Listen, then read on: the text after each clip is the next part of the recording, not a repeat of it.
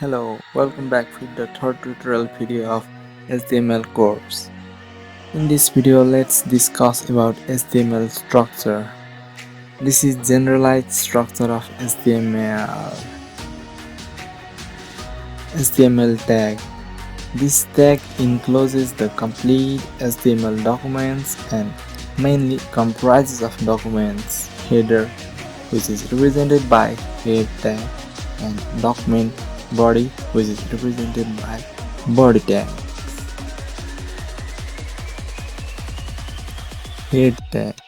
This tag represents the document's header, which can keep other HTML tags like title tag, link tag.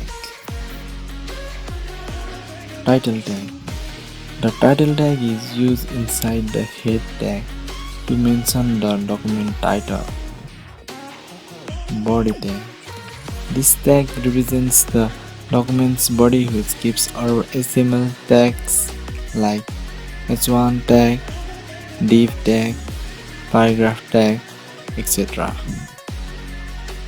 With this, hope you got the information about HTML structure. I'll be back with the next tutorial video.